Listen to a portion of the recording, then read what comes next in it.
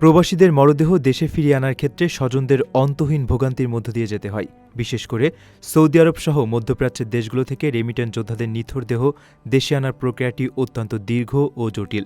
প্রিয়জন হারানোর বেদনার পাশাপাশি শোকাহত পরিবারগুলোর জন্য মরদেহ ফিরে পাওয়ার এই অপেক্ষা যেন এক নতুন সংগ্রামের রূপ নেয়।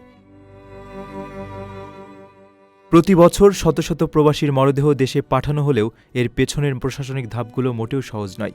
হাসপাতাল থেকে মৃত্যু সনদ, পুলিশের রিপোর্ট, ছাড়পত্র এবং দূতাবাসের অনুমতিসহ আনুষঙ্গিক নথিপত্র জোগাড় করতেই পেরিয়ে যায় কয়েক সপ্তাহ, কখনো বা লেগে যায় পুরো ১ মাস। এসব জটিল আনুষ্ঠানিকতা ও আমলাতান্ত্রিক দীর্ঘসূত্রতা সম্পন্ন করতে গিয়ে পদে পদে বাড়ে ভোগান্তি।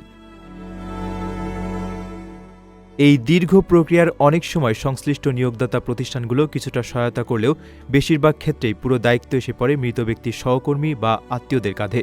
বাংলাদেশ দূতাবাসের পক্ষ থেকে কিছু সহায়তা দেওয়া হলেও বাস্তবে কাগজপত্র সংগ্রহ ও আর্থিক চাপ সামলাতে দৌড়ঝাঁপ করতে হয় সাধারণ প্রবাসীদেরই।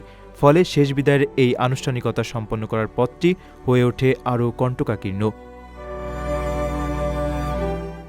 আপনার স্বপ্নগুলো আকাশ ছুবে প্রবাসীর হেলিকপ্টারের মাধ্যমে। বিয়ে, জন্মদিন অথবা যে কোনো বিশেষ প্রয়োজনে হেলিকপ্টার ভাড়া করতে যোগাযোগ করুন স্ক্রিনে দেয়া নাম্বারে। প্রবাসীর হেলিকপ্টার, নিরাপদ ও সাশ্রয়ী বাহনের বিশ্বস্ত নাম।